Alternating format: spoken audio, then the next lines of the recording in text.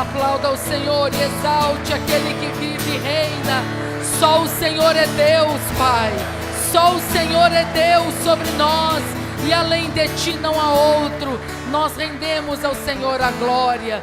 Boa noite, igreja. Paz seja com todos vocês neste último culto de hoje.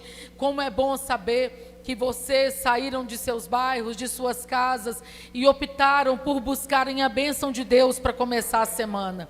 Eu convido você a abrir a sua Bíblia em 2 Reis, capítulo 2, versículo 19 a 22, e te encorajar a não ficar sem o plano de leitura, irmãos. O plano de leitura da Bíblia, todas as manhãs, a pastora Isabela coloca no grupo da igreja, tem os planos de leitura no aplicativo da Bíblia. Aproveite para ler. Quem está lendo a Bíblia todo dia, e levanta a mão. Quem está lendo?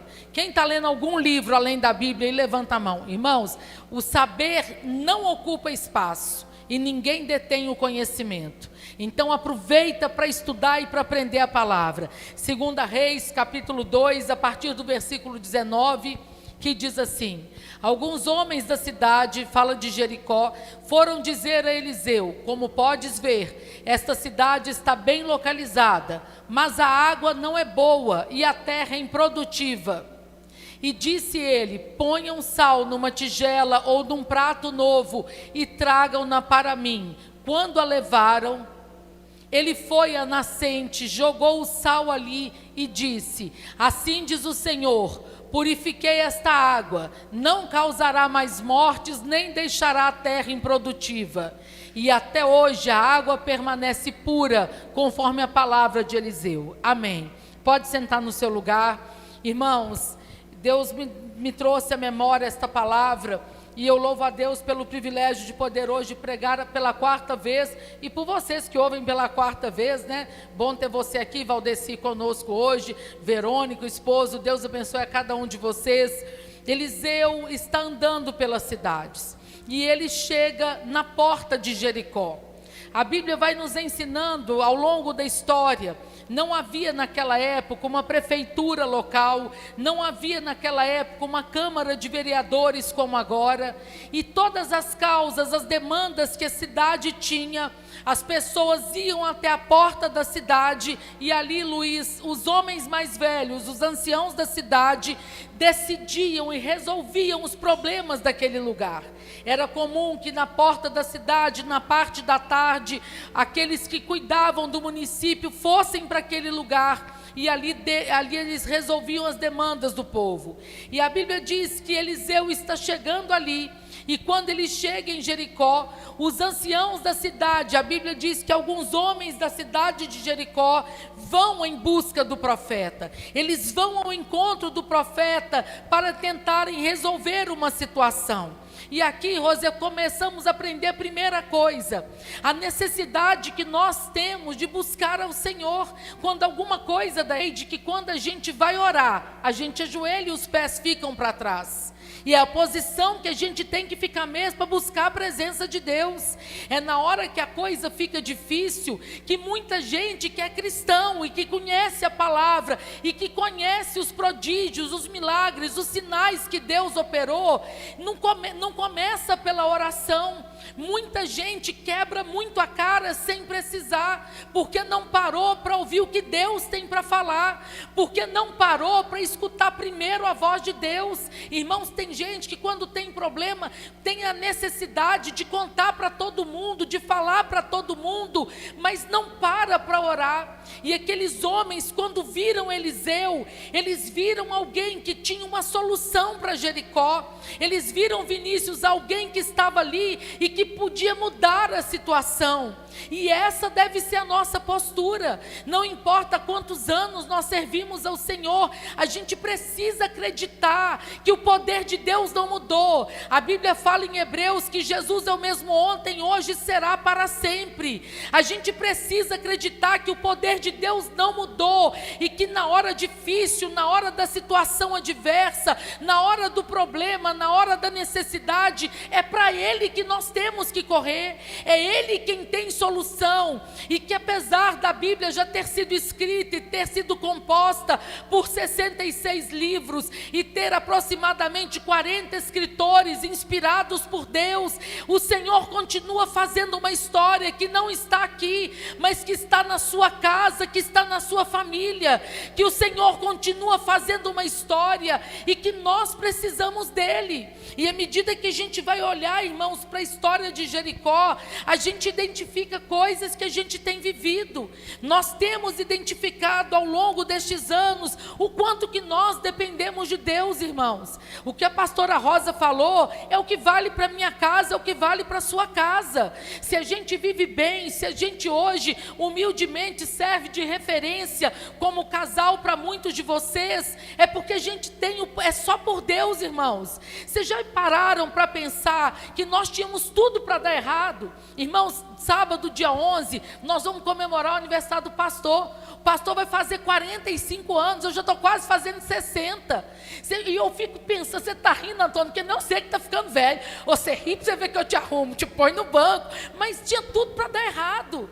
Tinha tudo para dar errado, ele casar comigo com 18 anos, eu com 30, tinha tudo para dar errado, mas a gente já entendemos rápido, que é o Senhor, que a gente corre para Deus, é que a gente aprendeu a orar junto, é que a gente aprendeu a passar aperto junto, e a gente aprendeu que tem coisa que fica entre nós dois, nem os meninos em casa ficam sabendo, irmãos, e a gente precisa fazer o que esses homens fizeram.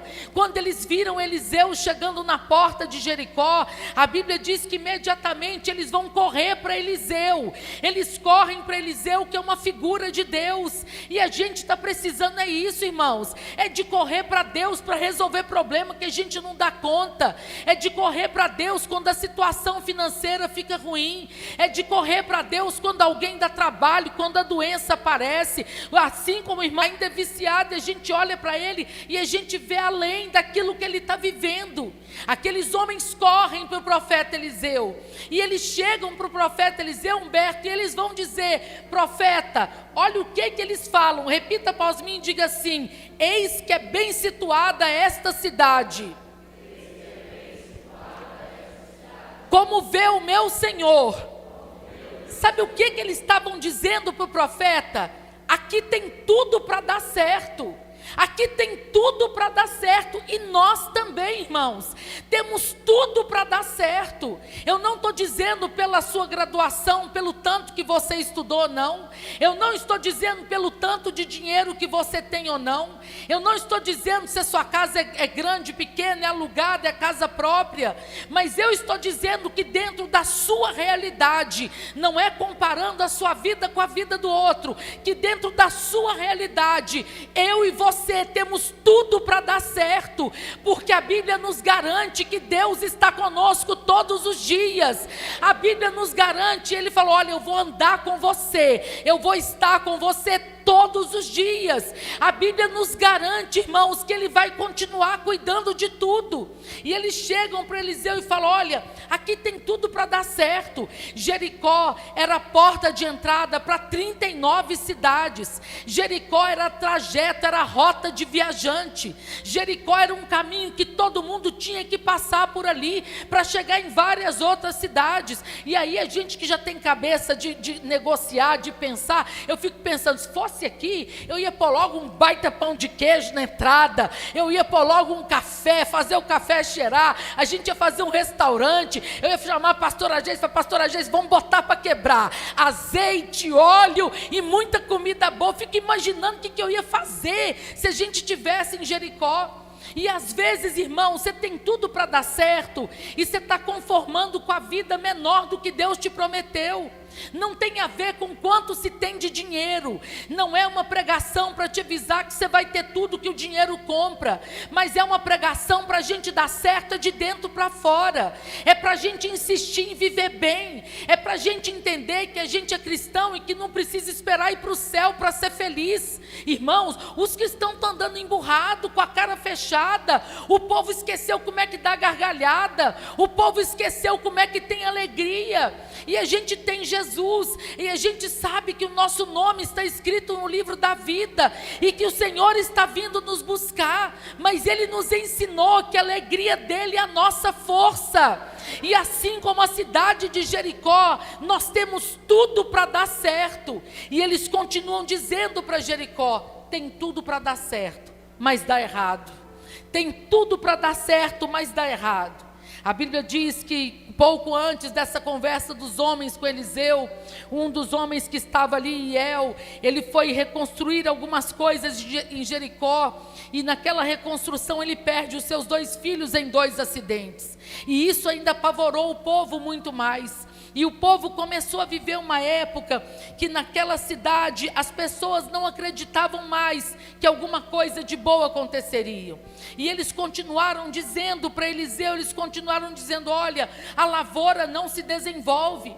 O Israel era um povo quase que 100% agrícola, e não tinha, eles plantavam. E tem gente aqui que entende disso. Imagina você fazer uma plantação e você esperar aquilo ali dar fruto, só que você pega uma água, provavelmente o lençol freático de Jericó foi contaminado por minérios pesados, e aquela água se tornou envenenada, se tornou imprópria para o consumo.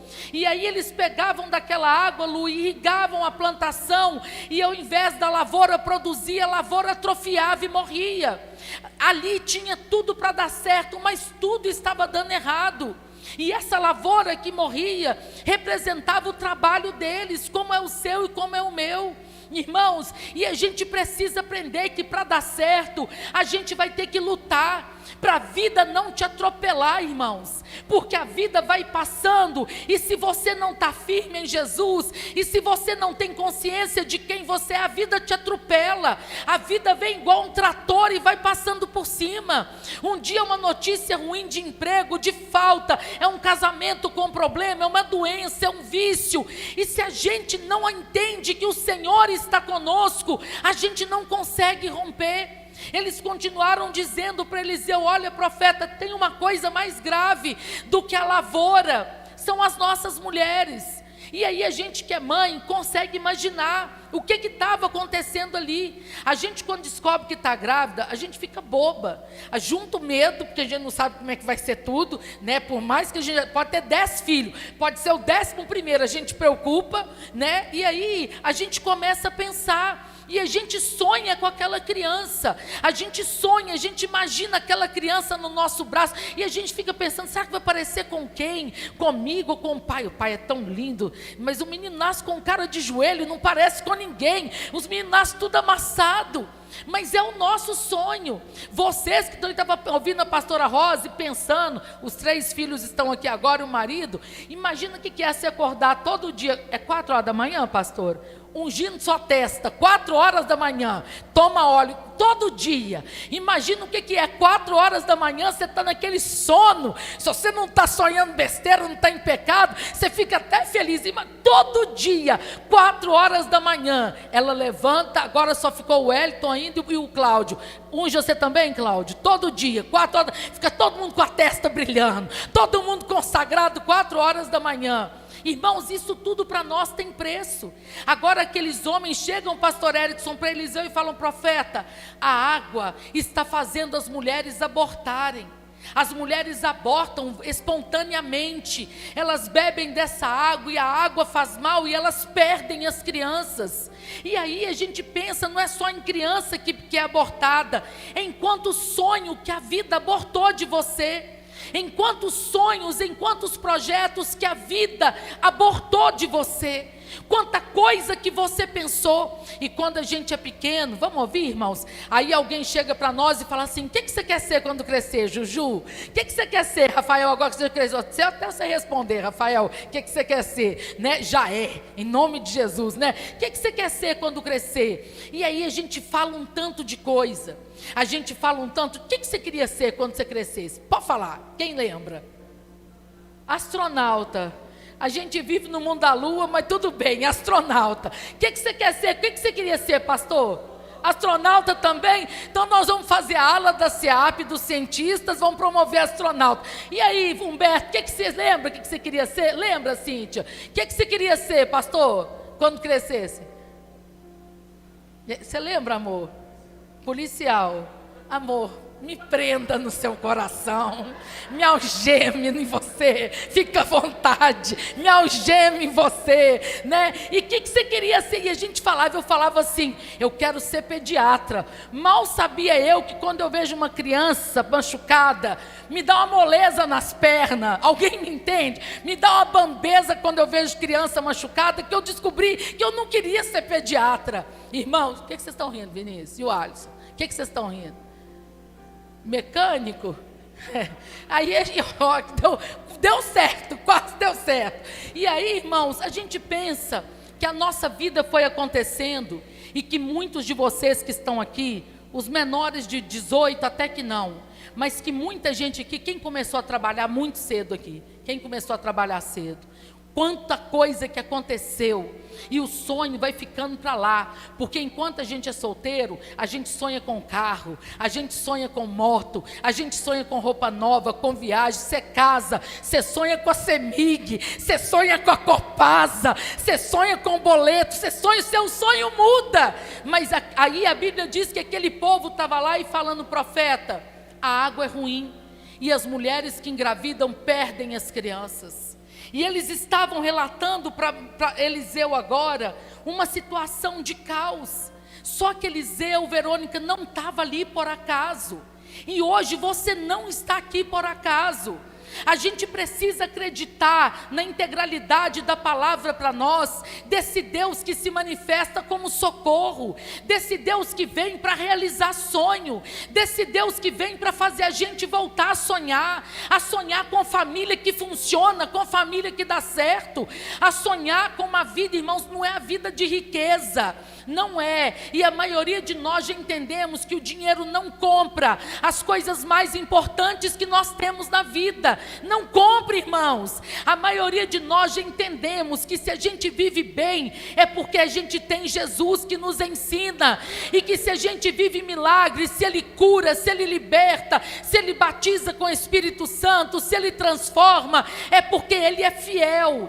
A gente vive uma realidade aqui hoje, irmãos, que praticamente 100% da nossa igreja toda está trabalhando, todo mundo aqui trabalha, todo mundo tem alguma renda, e todo mundo está correndo atrás, só que a gente precisa procurar Deus. Aqueles homens correm para o profeta, porque eles sabiam que o profeta tinha solução, e a gente precisa correr para Deus, independendo de você ser visitante, de você ser crente, pastor, levita, diácono, nós precisamos correr para o Senhor. E Eliseu, olhando para aqueles homens, ele vira para eles e fala assim: eu preciso de um prato novo. E esse prato novo, irmãos, ele nos fala de decisões e de coisas novas que nós temos que fazer. Às vezes o problema não é espiritual, mas às vezes você não está querendo fazer alguma coisa diferente. Isso não é demoníaco, isso chama zona de conforto. E a zona de conforto é um lugar muito bacana, só que nada acontece lá. E para a gente ver a coisa dar certo, o sonho acontecer, a gente precisa de atitude nova. E na crise, a gente tem que ter atitude. Nós fomos viajar semana passada, aí estávamos voltando eu, o pastor, Jéssica e as crianças. E o pastor passou muito mal, mas muito mal. Ele pegou uma virose lá, Lu, primeiro foi o Pedro, depois foi ele. E ele não dorme, ele fica agitado quando a gente vai viajar, e na noite que a gente vai viajar ele não dorme.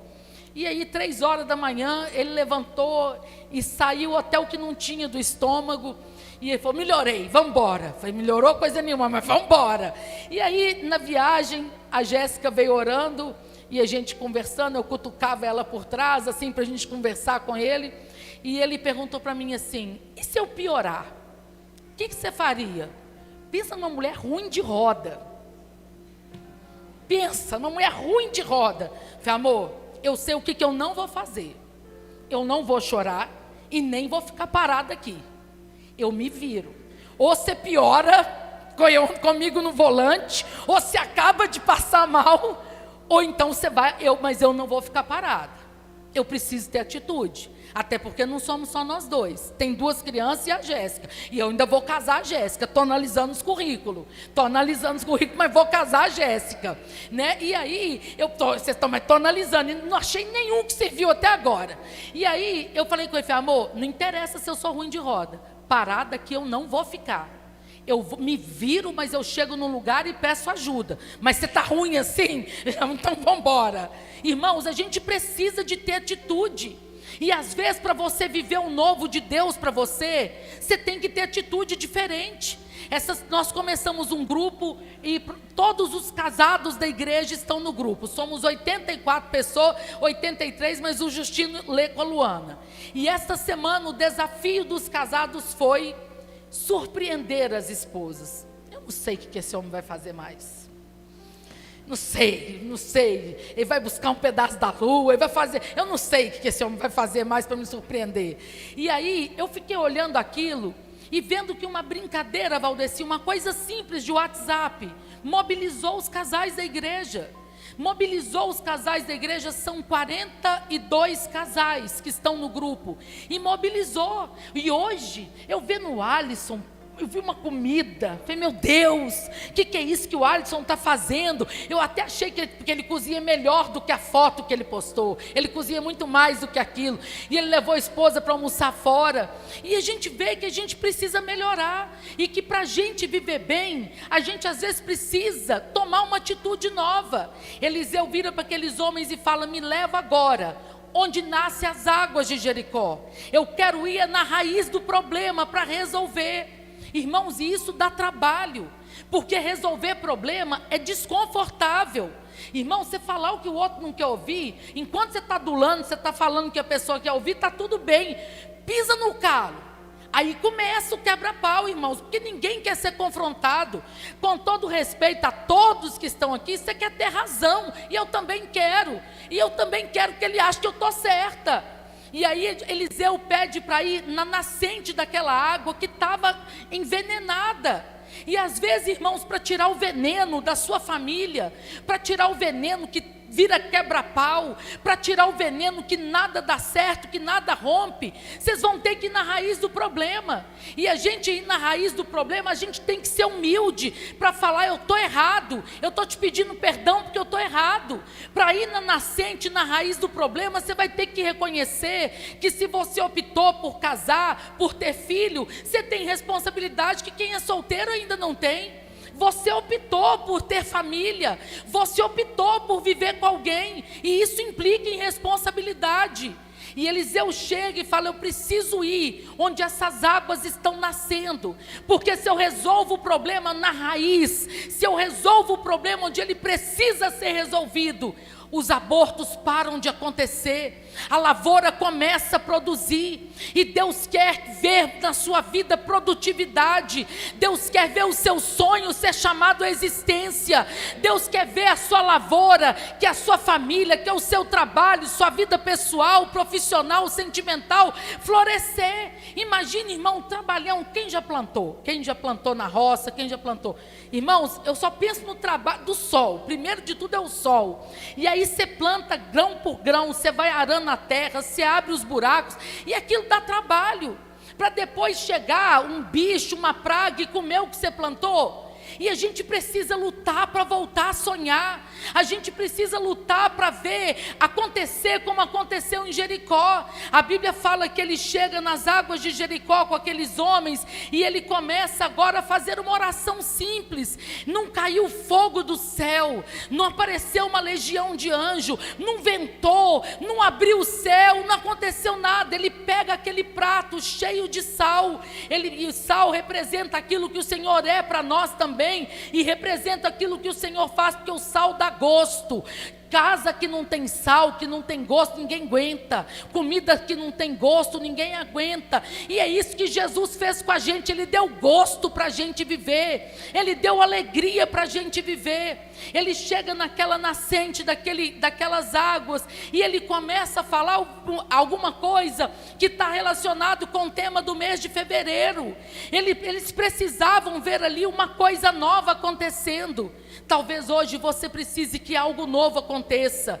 E a palavra de Deus em fevereiro, ela declara para nós, diz o Senhor: eis que faço uma coisa nova no meio de vocês. Eis que faço uma coisa nova no meio de vocês. E ela já está acontecendo. O Senhor já está agindo, igreja. Aquilo que o Senhor tem já está acontecendo. Eliseu chega com aquele prato na nascente das águas. E ele faz uma oração muito simples. Olha o que ele falou, repita após mim, diga assim: tornei saudáveis estas águas, já não procederá daí nem morte, nem esterilidade. Deus tornou saudáveis a nossa vida não será estéril, a nossa vida vai produzir, a nossa vida não será estéril em nenhuma área. O Senhor é Deus, irmãos. E a Bíblia diz assim, que até o dia de hoje ficaram saudáveis as águas de Jericó, pelo que o profeta havia dito. Qual é a área da sua vida que você teve os seus sonhos abortados? Qual é a área da sua vida que você plantou e não conseguiu colher? Eu quero orar com você agora. Fevereiro é o mês do recomeço. E recomeçar, irmãos, dá muito trabalho. Dá mais trabalho do que começar. Temos engenheiro aqui, temos construtores aqui. E eu tenho certeza que é muito mais fácil pegar um lote, Cláudio, limpo, sem nada, ainda que tenha que terraplanar e construir. Você já reformou sua casa com você dentro? Quem já? É uma benção. Você ora para o pedreiro não ir trabalhar. Tem dia que você fala: oh Deus, que bom quem não vem hoje. Hoje eu vou dormir. Porque é difícil recomeçar. É difícil recomeçar relacionamentos que foram quebrados. É difícil recomeçar quando um dos dois não quer. Mas o Senhor está fazendo uma coisa nova, irmãos. E a gente precisa hoje fazer como aqueles homens fizeram. Correr para Deus. Você tem tudo para dar certo. Você tem tudo para dar certo. Porque Jesus está dentro de você. Você tem tudo para dar certo. Deus poderia morar em qualquer lugar do universo. Jesus poderia estar em qualquer lugar do universo. Mas Ele preferiu morar dentro de você. Por isso você tem tudo para dar certo. Você pode ficar de pé no seu lugar por um momento. E vamos colocar diante do Senhor esses sonhos que talvez foram abortados, esses projetos que pararam de dar certo.